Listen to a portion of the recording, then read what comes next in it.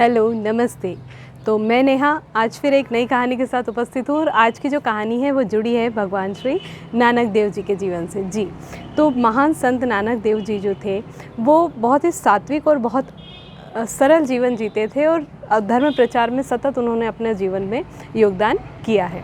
तो उनके ही जीवन से जुड़ी हुई एक कथा है। एक व्यक्ति है जो कई बुरी आदतों में लिप्त था और वो प्रभु के पास जाता है, नानक जी के पास जाता है और हाथ जोड़कर विनती करता है कि प्रभु मुझे कुछ ऐसा कर दीजिए, ऐसा उपदेश दे दीजिए या कोई ऐसी बात बता दीजिए कि मैं अपनी बुरी आदतें जैसे चोरी करना या झूठ बोलना ये सारा कुछ छोड़ दूँ।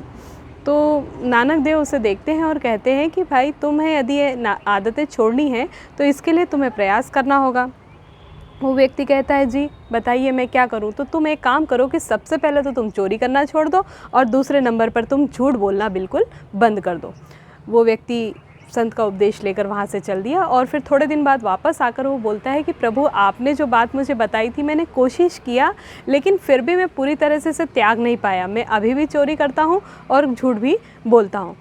तब नानक देव ने उसे कहा कि तुम एक काम करो कि अब जब तुम चोरी करने जाओ या जो भी तुम काम दिन भर में करते हो वो वापस आने के बाद दिन भर की प्रतिक्रिया, दिन भर का जो भी तुम्हारा काम है, जो भी तुमने जैसे भी किया है उसको शाम को जाकर कुछ 4-5 लोगों के बीच उसको बताओ कि तुमने आज दिन भर में क्या किया या कल तुमने क्या किया, कैसे पैसा कमाया है। जो भी तुमने दिन भर में किया वो अपने 4-5 दोस्तों को या 4-5 लोगों के बीच जाकर ये बताओ कि भाई मैंने ये किया है।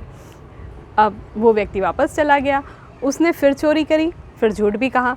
अब जब 4 लोगों के बीच उसने बताने की कोशिश करी तो उसे बड़ा बुरा लगा कि भाई इन 4 लोगों को मैं अपनी ये गतिविधि कैसे बताऊं। ये मेरे बारे में गलत सोचेंगे, ये समझेंगे कि मैं चोर हूं या फिर ये समझेंगे कि मैं हमेशा ही झूठ बोलता हूं।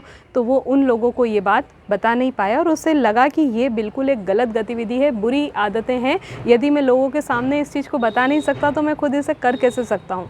तो ये सारा कुछ करने के बाद फिर उसके दिमाग में आया कि मुझे धीरे धीरे ये आदतें छोड़नी होगी और ये काम चूँकि मैं दूसरों को बता नहीं सकता तो उसने धीरे धीरे इन चीज़ों से वो दूर होता गया और अपनी ये आदतें छोड़ दी।